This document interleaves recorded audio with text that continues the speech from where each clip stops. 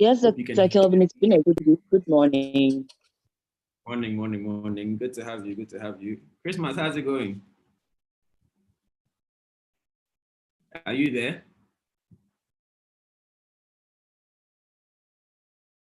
All right, looks like okay. Yeah, Christmas, are you there?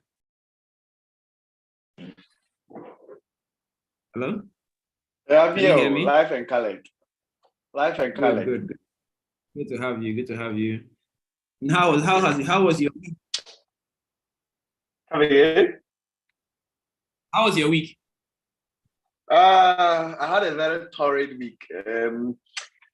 I'm trying to start a new business, so it was full of working and thinking and grappling. And it's crazy, but it was good. It's as well. Thank God for the opportunity to start all over again. I mean, with a new week ahead and everything. So yeah, it's possible. Keep pushing.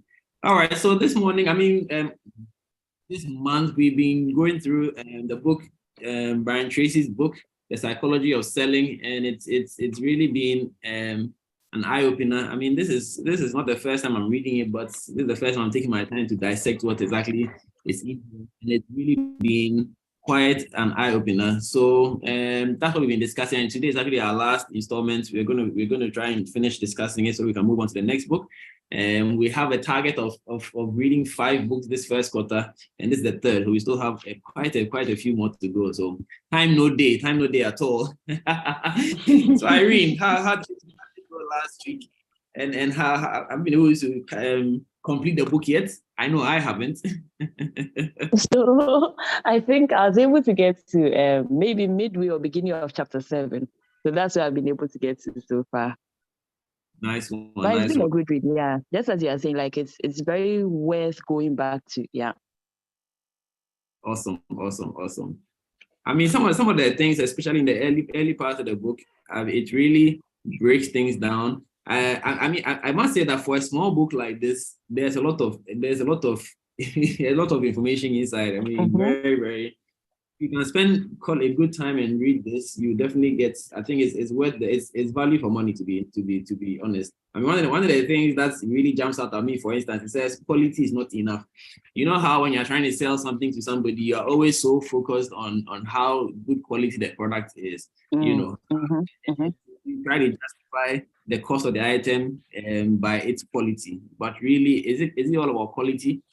Because the usefulness of the product is more important than its quality, because if you have a quality product with all the fancy things, right, but I don't have use for that product at this moment, it doesn't mean anything to me, and that was really, yeah, that was really an eye-opener, and I mean it's definitely going to change my approach from hence. But Irene, please take us through some of the details in the chapter 6 and yes, about. Sure. So maybe let me see some of the points I got from chapter 6 and maybe the beginning of 7. Okay. I think that in chapter 6, one of the key things was about the power of suggestion. And he said that, okay, if we repeat it to ourselves, I'm the best is really essential and actually setting our mood for the day, right? So our sales mood for the day. And just as you were saying, this is like really a whole course, because I think that Theophilus called it the course details last week. Because you see, it covers everything, right? From how you're going to approach the customer, to the salesperson's attitude, to the salesperson's dressing. So it's really, like a broad coverage of the topic. And so he said that in the morning, there's another one that he gave earlier in the book, that when we are going out to sell, we should say, I like ourselves. I like myself. And I think for me, that was a great reminder of how important confidence is in sales. Because, we read, I don't know. Okay, go for no. You're not read it here, but I think that all of us on this call today, this morning so far, no go for no, right? And then exactly. Yeah. Yes, and then that's the book will remind you or will show you that we are definitely going to get rejection, right?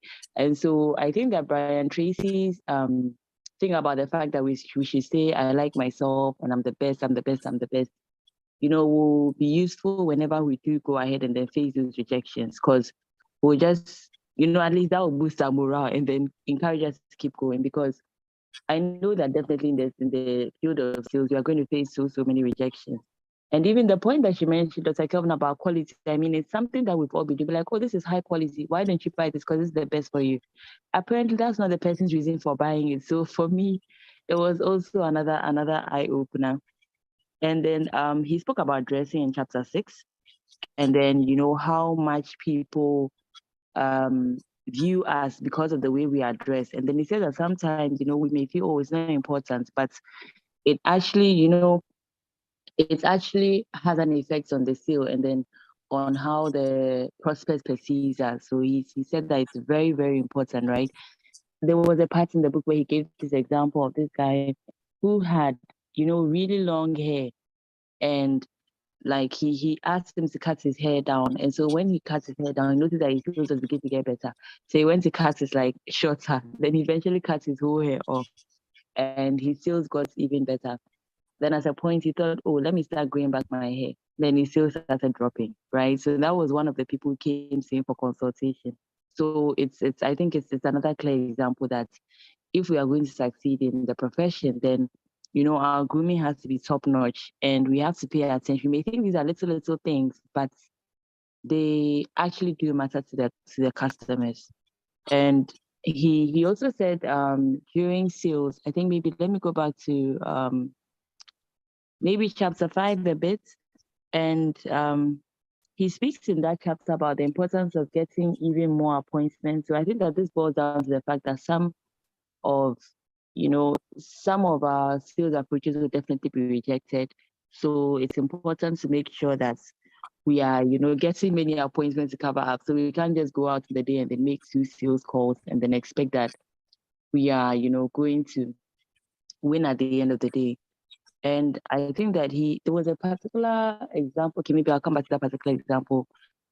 He gave an example that sometimes salespeople will wait, like in the morning. He said that I think that sometimes because we fear rejection or something, we'll hang about, oh, okay, so let me go to this customer. Oh, let me wait. Maybe it's lunch time for them. Maybe it's this, maybe it's that. And then we stall on going to make, the first sale or the first sales call. And he said that by doing so, then it definitely means that we are not going to be, very as successful as we want to be in the sales profession, because we are delaying, and then it's going to take many appointments in order to eventually get the kind of success that we want in sales. So it means that we need to put in the numbers as well, right? And another thing that's also stood out for me is how important our words are, and the fact that he said, okay, so we should even make time to rehearse whatever we are going to say. He said that top salespeople, they don't just go and then just start saying anything. It doesn't work like that. He says that basically the top people, they really, really know what they are going to say, and then they pause before they speak. And, that has also been a lesson to me. It's been helping me the past 2 weeks. So, before I speak to the person, I'm like, okay, so let me think, what would the person need? How would this product, help the person? So that's also a practical lesson. And maybe another thing is how he spoke about the fact that we need to be proactive as salespeople. He said that basically sometimes they're like, oh, the person will call me back. Oh, the person needs their product, they'll call me back. But he says technically in most cases it doesn't work like that. The salesperson has to go ahead and then do the follow-up. So I guess that we need to find innovative ways to do the follow-up. And then maybe before I hand back to Dr. Kelvin, maybe in chapter 7, some of the points I got are that he said that every part of the sale matters. So we shouldn't think that, okay, so it's only the beginning of the sale that matters. So we are just going to prepare for the beginning of it, and then whatever happens, we're just going to wing it throughout. He said that doesn't work. So we need to be systematic about the process. So the thing it's like a course in sales and so it's a very technical thing for us to do, right? And it's a really good book worth going back to over and over again. Yeah, and on this point, I'll hand over to Dr. Kelvin. Thank you very much. Thank you very much. Now, Christmas, I'm sure you have read this book before. What do you think? Are you there, Christmas? No, I mean, 1 second. So a friend from Kenya wants to join us. I'm just sending the link to her. Actually, I've not read the book, but there's something I wanted to make a cross-reference to. So just give me a moment. Let me send her the link. Just a moment. All right, cool. So, well, yes, everything Irene is saying is on point, and I want to just add on to it by talking about your I don't know. Sometimes when you're reading it, I think in the early part of this book or the last book, it talked about mentioning people, calling people by their names. Sometimes when you introduce the people, basically you need to make an effort to remember their name. If you cannot remember their name, whatever you're saying subsequently, it's not important. I don't know, Irene. I don't know if it was in this particular book or it was in the previous book, but the information has mashed up in my head a bit. But this book specifically. Somewhere in the chapter, which chapter is this? This is chapter, the power of suggestion is in which chapter? I think that's chapter 6. Yes, it talks about shake hands firmly and fully.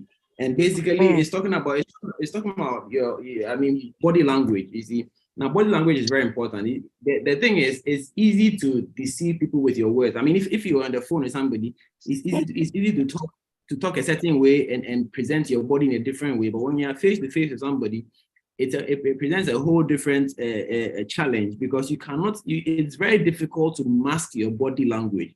The actors can do it. You don't necessarily have to believe in the lines you're reading, but you're able to do it. That's why they get paid. That's their job. So, it's understandable. But the average person is not able to hide their body language. And so if you are selling a product and you yourself don't believe in the product you're selling, it shows. It's quite obvious that you don't believe in the product you're selling by your body language. How are you able to maintain eye contact? Are you always looking away when you're making a certain point? Anybody who is observant can pick up on these things and know that this man is not being truthful. You see, and when I have to pass with money to buy something, obviously I'm going to be looking out for some of these things, because I want to make sure that indeed what you're telling me is true. So if you are telling me lies and I can read those lies on your body, even though your mouth is telling me one thing, your body might be telling me something a whole different. And it's one of the key things that we need to do as salespeople. And first of all, you have to understand that whatever your industry, whatever business you are doing, whether you're an employee or not, you are selling something. Whether you know it or not is secondary, but understand that you are selling something. And this is a concept that a lot of people struggle to grasp. I've had a teacher ask me at a point that, so if I say that everybody is selling something, what is he selling as a teacher? And it was rather disappointing, because you'd have thought that after attending such a lecture, it was a presentation we were doing. So I thought that after attending the presentation, you have understood that as a teacher, you are selling your skill as a teacher. You are teaching. You are selling your time and your skill. And it's interesting. And one of the challenges is that, especially in Africa and Ghana specifically, because a lot of our jobs don't have clear-cut KPIs, it makes it difficult for people to conceptualize some of these things. You see, because if you were there, let's say, some time ago, I don't know if this is still the case, but some time ago in the US education system, schools were judged according to how many of their students were passing exams and going on to college and other things, right? So that if a certain percentage of your students are not progressing, it impacts on how much funding the school receives. So let's say the school has access to, let's say, $100,000 a semester or a year. Now, if let's say only 50% of your students pass a certain exam, that 100,000 is also going to be reduced, because it's meant to match the pass rate, and so once you understand that my students' pass rate is going to determine how much funds I'm going to receive as an organization, then you begin to understand that I need to improve myself. I need to sell better. I need to teach better. I need to get better outcomes. You see, in Ghana, once you are employed as a teacher, they say go and teach. Nobody is checking how many of your students are actually passing. Nobody is checking how many of your students are actually understanding the concept that you are teaching. So long as you show up at work and you take chalk and you write on a board, you are marked present, but that present may not necessarily translate to productivity. But that's where we are, and we see it in so many places, in other sectors, be it in the medical field, be it in the in the manufacturing, a lot of us don't have clear-cut KPIs, which says that when you come to work, you are supposed to do X, Y, Z, and if you don't do X, Y, Z, you are not closed. I mean, to be honest, I have actually had a personal experience where, you know, I finished what I showed up, I actually finished what I've been assigned to do. And I told my boss I wanted to leave. And my boss is like, it's not closing time. and so even though I had done what I came here to do today, I had to sit there until closing time doing absolutely nothing. You see, and it's the culture. Our culture is more about presenteeism. If you are supposed to be there, you're supposed to be there. Whether you are actually doing what you came there to do or not, nobody is actually checking. You know, and this also brings me to the point earlier in the book where it talks about is it the slight edge? Is that the term it used? The winning edge. Now, this is why it's actually, I mean, I dare say this is actually why it's so much easier to build a successful business in a country like Ghana than elsewhere. Because if you go to the West, there are a lot of people who are already doing these things. So even if you do it, you don't really stand out. You know, but in Ghana, where the culture is, the work ethic is a bit lax and a bit relaxed, you know, it shows in our GDP. You know, if one person or one organization is able to put some of these measures in place where they actually monitor people's productivity, you know, where there's some form of incentivization for being productive. So if you come to work and you're able to do what you're supposed to do for the day, you can close early. I mean, if you came and you did everything in 2 hours, you can close. I mean, something as simple as that. I think we actually read this when we were doing the book Drive. There was something about this in that book where it talked about, I mean, sometimes we focus our incentives so much on money, but money is not the best motivator. Money might actually get you pumped up for like 2-3 months. I mean, we see it in the government sector. Every year, government will increase salary by a certain percentage, and you realize that in January, February, people are you know, I want to work hard, but by March, April, everybody, it becomes normal. So money, people adjust to money quickly, and then it becomes normal. You know, so your salary is increased by 25%. By the third month, that 25%, you probably even overspent it. You know, so then it becomes normal. You are now expecting the next injection of money. You see. And so we need to find other ways of incentivizing people, such as early closing or even late start of work. If I feel what I'm supposed to do, I can do it between 2 p.m. and 3 p.m. Why do I need to sit in traffic and come to work at 8 a.m.? Why I can just relax at home and then show up at 2 p.m., finish it by 4 p.m. and then go home, avoid traffic. You see, these are some of the incentives that we probably have to think about implementing in some way, somehow. And when you do some of these things and you start getting results, it's so easy to blow up in a country like Ghana, where a lot of the organizations are not doing some of these things. You know, so I mean, think about it. This book actually connects a lot with other things as well. I don't know, Christmas, you're ready to share? Oh yeah, it's like when you just start talking now, the ideas are all over the place. I mean, the third drive, the intrinsic motivational factors. I mean, what are those internal things that really motivates us apart from the so-called external known things that people tend to use?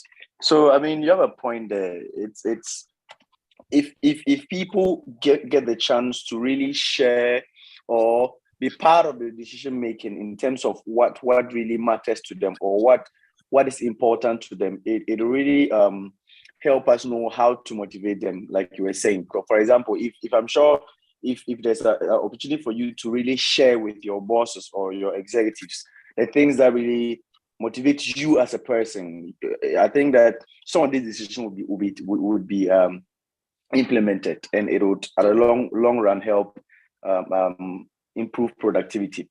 Now, the other thing I also wanted to talk about when Irene was sharing was the idea of we postponing to make sales, or we postponing to make sales calls and all of those.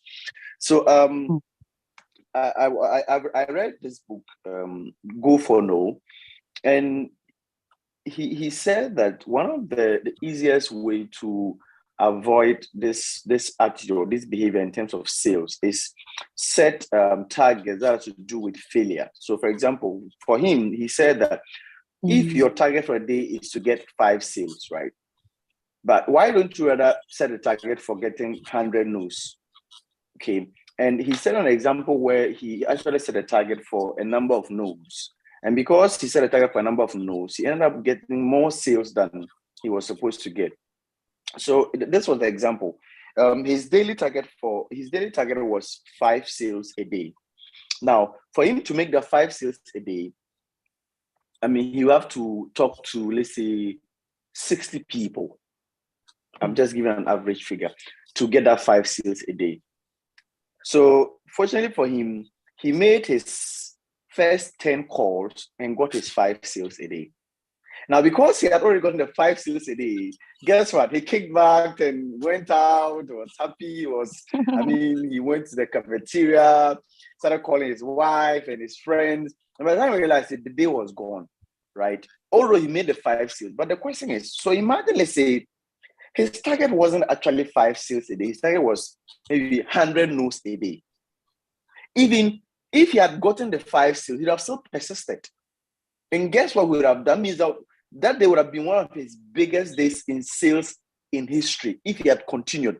If his target was 100 no's a day, right, he would have gotten way, way more than even 10 sales or 20 sales. Because his target was 5 sales, I mean, he just got his 5 sales and was like, okay, I'm done, right? So I think that's one of the easiest way to go around this behavior of postponing to make sales calls or postponing to talk to clients. Because most of us, I know the feeling is like, okay, I'll call a client at 1 p.m. At 1 p.m. Then 1 p.m. Then you start, okay, I'll call him right after. Oh, by now they're having lunch. I'll call him after 2. Then you keep postponing these things. So that fear, it's what keeps us away from making progress in sales.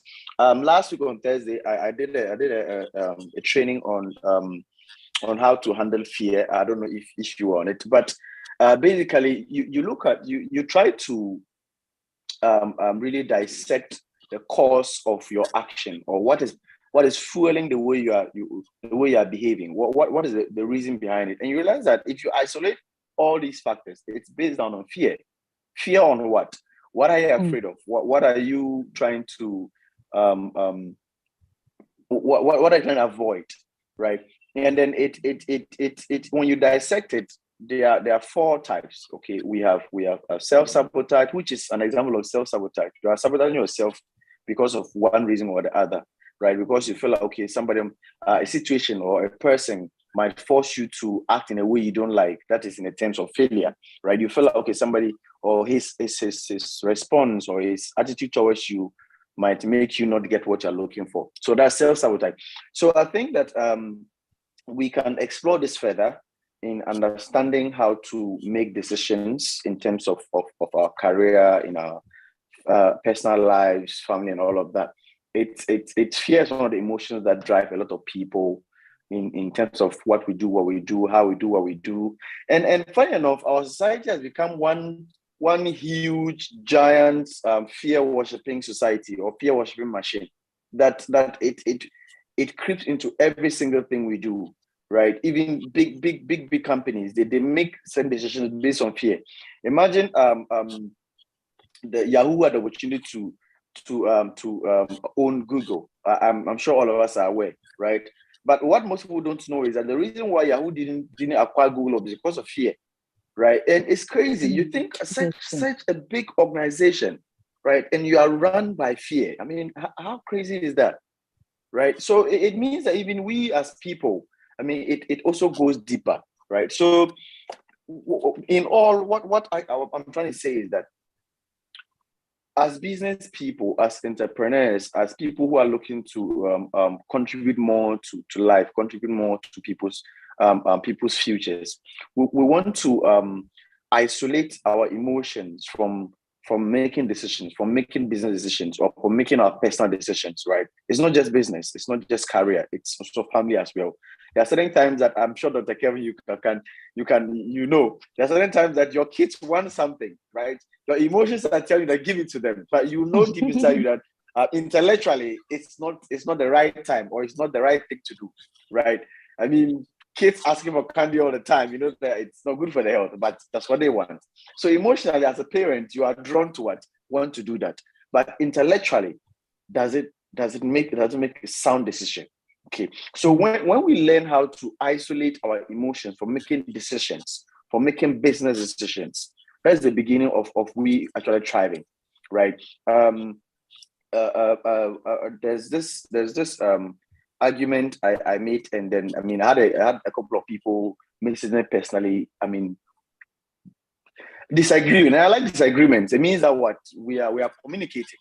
I was saying that, you see, although God acts in so many ways that shows emotion. God is kind, He's loving, God shows empathy. God has anger, all of those things, right? God acts in those manners, but in true sense, God does have emotions, right? God does have emotions. For God to act with kindness or kind-heartedness, or God to show compassion, it's not because He has felt compassion. That's why He's showing you compassion. The fact that you are praying, you are crying, and doesn't mean that God will automatically answer your prayer. No, He's answering your prayer not because of your crying, or not because you look pitiful, or not because you look a certain way. No, He's answering your prayer because His divine intellect has warranted that He should bless you. Right. So as leaders, as entrepreneurs, as people who are driving to be impactful in career, we want to emulate God. How does God make His decisions? He makes decisions without emotions.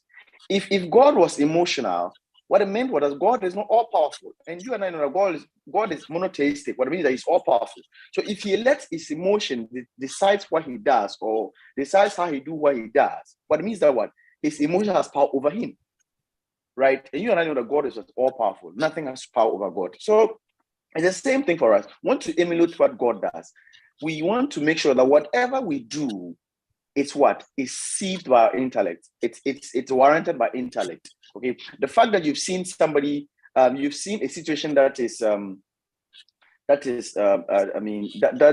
calls for you to act with compassion, doesn't necessarily mean that you act compassionately towards the person. No, it doesn't necessarily mean that.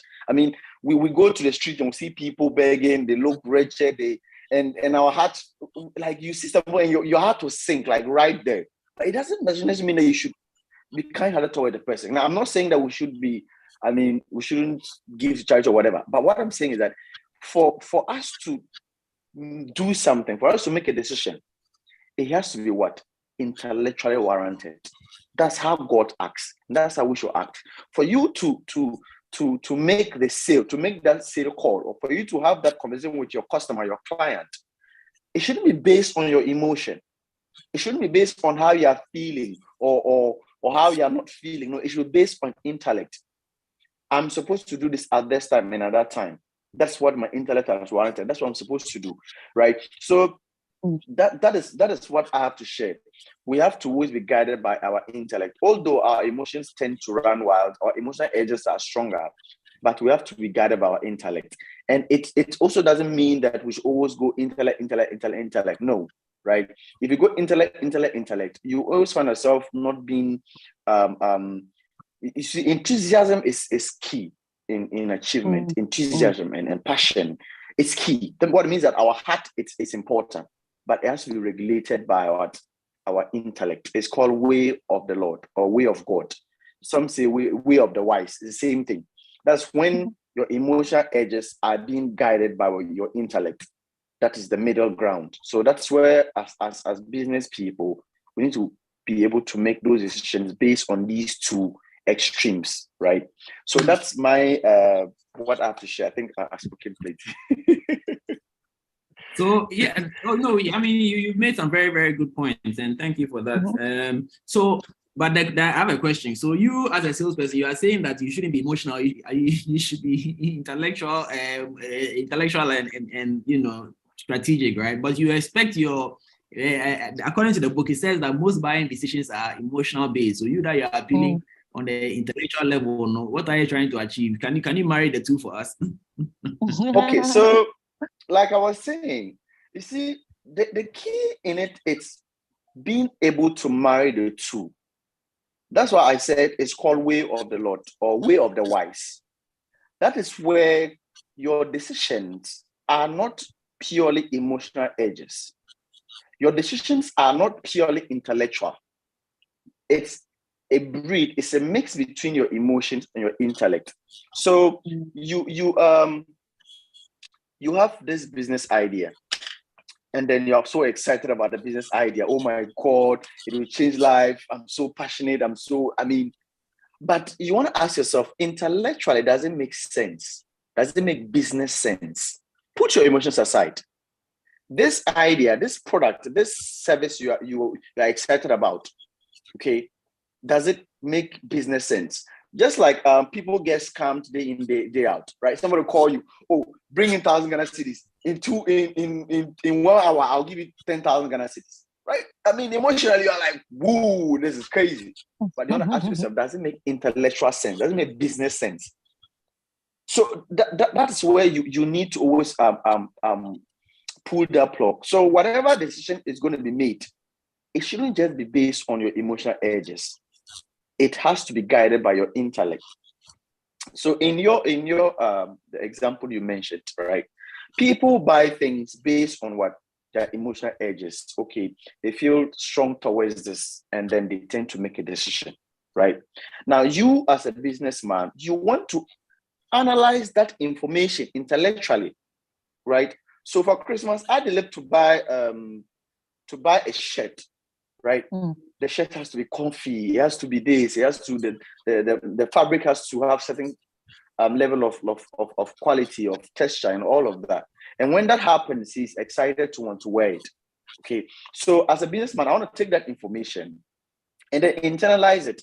How can I make Christmas Adelip excited? How can I make him can't wait to wear my product? You get what I'm saying? So that is where intellect comes in. You are using information about emotion guided by your intellect to play it back to your customer who will be excited about it. You cannot change the fact that people are driven by their emotional edges. You can't change it. It is what it is. So we as entrepreneurs, we just need to take that information, right, and use it in our benefit. Let the laws of nature work for us, not against us. So I think that's what I can say about it. We just need to always be wary that our decisions shouldn't just be based on our emotional edges. It should be based on intellect and emotional edges. Way of the wise in the middle. Okay. Thank you for that. Jonathan, how's it been? It's been a while. Yes, good morning, Doc. Morning. I've been out for some time because actually I was writing some exams, but I'm back. I'm back fully, and good. I'm enjoying the session. Thank you. Have you been able to start the book yourself? Yes, I did. I have started. Share something with us. I think a lot of the things that I also experienced in the book, Christmas mentioned most of them, and about the postponing and then the fear bit, which drives everything that we do currently. And I realized that once you're able to overcome it, you can achieve. And I could see myself in the picture where I have to make calls to customers on a daily basis. And then in the morning, I give myself the excuse that, it's too early. They might be settling in the office. In the afternoon, I give excuse to myself, they'll be at lunch. And then, they might be getting ready to leave. And then maybe during the day, I'll make 2, 3, 5 calls. And then I get busy with other things. And then I'll rather go and visit one customer at a far end just to make me feel like I'm doing something. I'm getting busy in the office. Like something is happening. I'm moving things. But the books made it made me naked. It made me know that I'm not doing anything. I have to put on my clothes and then work. And so I think last week I started, and I realized that I was getting good feedbacks, getting productive. People are responding to the calls, people are responding to the services, and see how best they can achieve from it. So it's been powerful for me, and it's been very practical. out for me so far. And then I listened to Christmas session on the fear, and that was also another mind blowing. And I realized that we all get towards fear. Fear comes to us spontaneous, effortless. We just get it won't happen. It might, and before we realize, we're giving ourselves nice excuses just to let go of the opportunity that we could grab and to make the best out of it. Thank you, Doc. Thank you very much. Thank you very much. I mean, this is an exciting read, and I like the tie-ins to Go For No, because Go For No was one of the first books I read that actually changed my approach to everything. Charlie, when you set positive targets, it's always a challenge. I mean, the fear factor. What if I call this one and he doesn't buy into it? Then that means that my statistics have been reduced. You know, so yeah, but when you do set the negative target, let me add something before I forget. Just back to what your question you asked me. I mean, how does emotion, intellect all tie up? So I'm an immature in the Bible, so forgive me, but I'll phrase something. So somewhere in the Bible, when Moses went to the mountain to receive instructions, I mean the 10 Commandments. I think he was there for, I mean, how many days? 40 days or whatever, something like that. And when he wasn't back by, I mean, I think the Israelis, they miscounted the days he said to be away. So they thought he was dead and stuff like that. So they started worshiping, I mean, they returned back to the pagan ways. They were worshiping even a calf or something sort of, a bull sort of, right? So when God saw that, I mean, he was angry. He was like, okay, so you've been, I mean, wanting to help these people. You've been always talking about them and all of that. And look at what they are doing. After all I've done for all the miracles I've performed, and I brought them out of Egypt, right? And I'm taking them to the promised land. They are just down there worshiping pagan ways, right? Just few days that you are not there. Imagine if you won't be there. I mean, so God wanted to, I mean, destroy them and all of that. So emotionally, I mean, you want to say, okay, I mean, God is right to want to take his action. It's right to want to, I mean, do what he says to do. So what Moses did was he asked him, do you think that it is the best thing to do at this moment? What do you think the Egyptians would say? Or even already they were doubting your power. They were doubting your abilities. You destroying them right now, what do you think it will mean? What would that damage mean to your reputation? What you've done? They will say that probably you didn't have what it takes to free them. You free them only to bring them to the mountains and kill them. Okay, so God resigned on his decision to what? To destroy the Israelites. Okay, so the point is, you see, sometimes when emotions and reason find a common ground, it's one of the best places to tread as an entrepreneur. Best decisions are made in that regard. You get it? So that is just an example of how God deals with emotions, right? And I always tell you, God is the ultimate entrepreneur, and we humans on this earth is his enterprise. So if you follow God's example, you can never go wrong.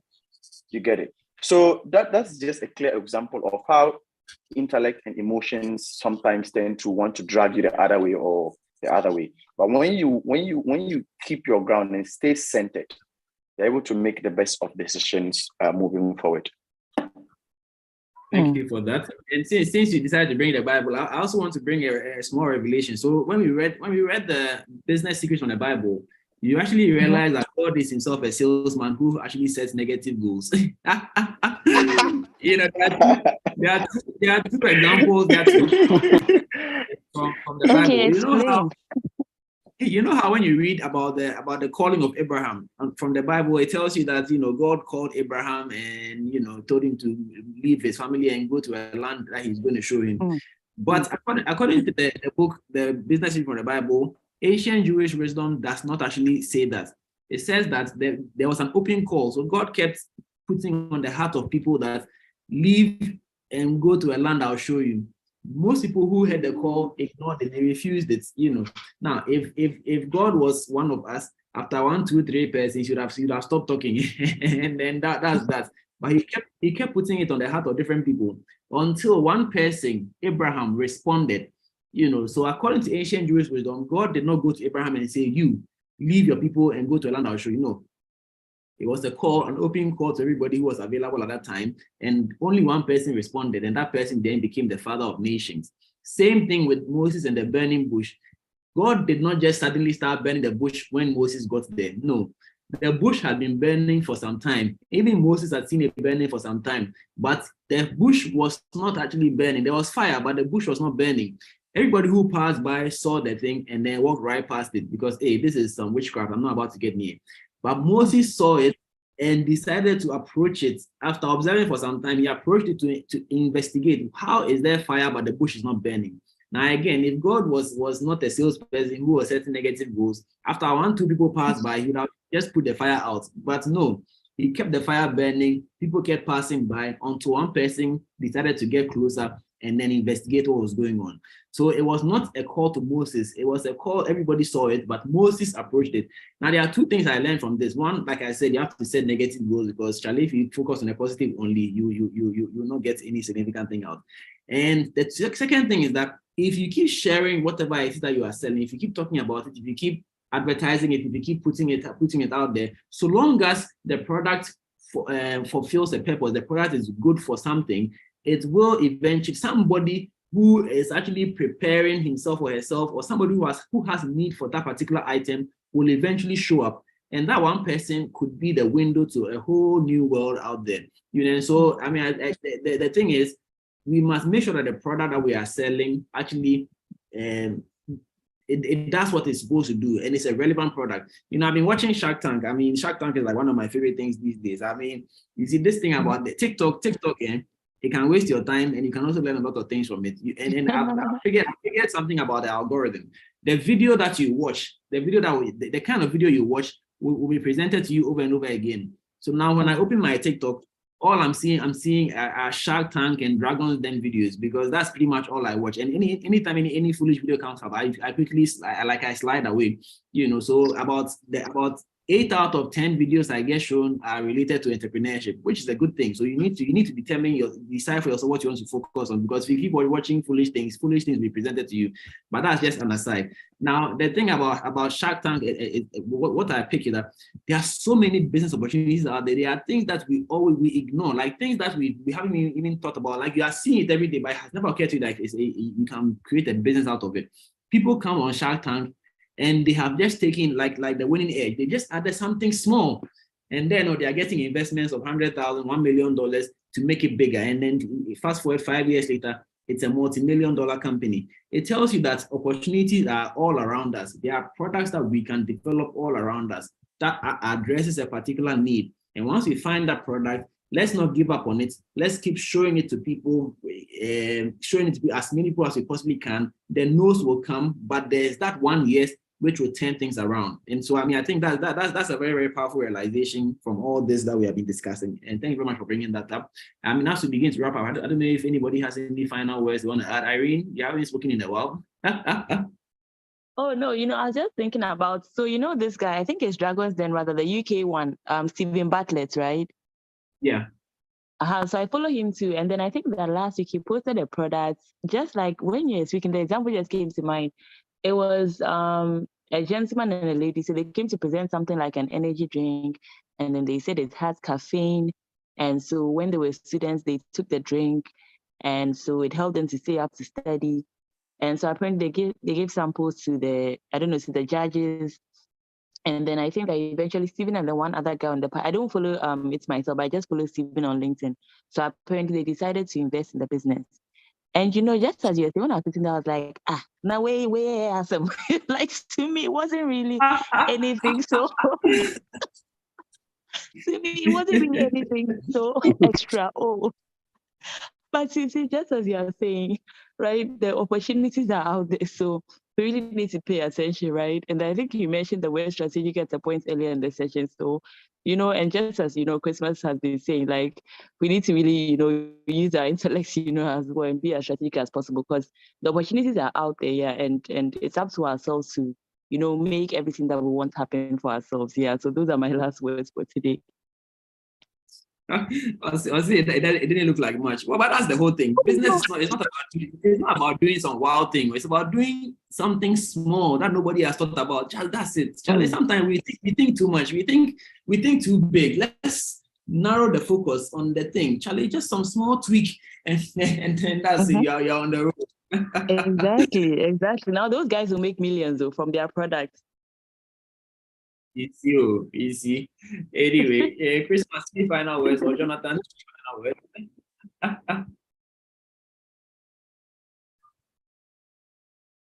I think Christmas has dropped out. Okay, well, we have Ibrahim also joining us. Ibrahim, how are you doing? This is the first time I'm seeing you.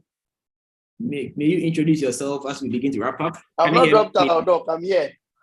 Okay, good. I was asking if you had any final words you wanted to share. But before you talk, let's hear from Ibrahim. Yeah, hello. Good morning, Ibrahim. How are you? Yeah, I'm doing good, Doc. Good. Okay. This is the first time I'm seeing you here. Oh no, this is not my first time. I've been joining always. Oh wow! And then we have to hear from you more often so that we don't forget about you. But have you been able to read the book at all? Please, you said. Have you been able to read the book at all? Please no. All right, no problem. But I hope you've learned a thing or two from joining today. I just joined the meeting, so fortunately, all right. I've not been able to hear from you guys. Oh, but next time I have to come early. Come early, 7 o'clock. So I can learn a lot, and then we can apply it to our businesses and to our life. Yeah. Thank you.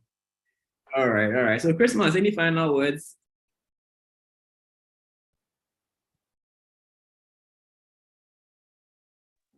Okay, Doc. Sorry. I'm combining our meeting with a small light workout, so I'm using the airport. So, my last words. It's I mean, we shouldn't let fear stand in our way of doing what is required of us, what is required for our businesses, our futures, our enterprises, what is required of us as family people or family men or women. I think we should be able to act despite of what our emotions are saying. If our emotions are saying A, and our intellect is saying A is the right thing, then we'll go with A. If our intellect is saying A feels emotional, yes, but A might not be the right decision to make moving forward, then we want to seek advice, we want to seek mentors, we want to seek counsel and make sure that we're making the right decisions. So let's go out there and be more impactful and act despite of fear, because fear, it's an emotion that will ruin our decision making and in the long run ruin our businesses and our enterprises. So that's my last word. Thank you so much, Doc. All right, thank you very much. Jonathan, are you there? Yes, Doc, I'm here. Any final words? Yes, and I think we should. It's a good group where we learn a lot. Especially most of the learning we do is in our perspective. But when you come and you join, you get other perspective. You get people from wider areas that you have never thought of. And I think we should keep up the good work and learn more. Thank you. Thank you very much. Nadole is here with us, but she can't talk from where she is. Thank you for joining us, all of you. So we've officially come to the end of the book, Brian Tracy's Psychology of Selling. It doesn't mean that we have assimilated everything. It just means that we have to move on to another book, but in your own time, please complete it, go over it, learn more from it, and apply it most importantly. But next week, we are moving on to another book. Like I said, our goal is to finish 5 books this first quarter, and we finished the 3rd one. So we are moving on to the book number 4, and the title is How to Lead. I hope you can see How to Lead by Joe Owen. Now, this book I haven't read before, so this is going to be the first time for me, and I hope that it's going to be as impactful as the other books that we started with in this year. So I'm sure I know many of us have already got our copies. Let's get ready to dive in and discuss next week. So thank you very much for being a part of today's session. I'm excited about how 2023 is looking already in terms of books and applying wisdom. So yeah, in other things, yeah, Charlie, it's not easy, but yeah, we'll get there as we are consistent and as we are pushing through the efforts, and the results will definitely show. So thank you very much for showing up today. Have a wonderful weekend and a blessed and productive week ahead. See you all next Saturday at 7 a.m. How to Lead. Bye, everyone. Thank you. Bye. Nice weekend too. Nice week. Sure. Bye.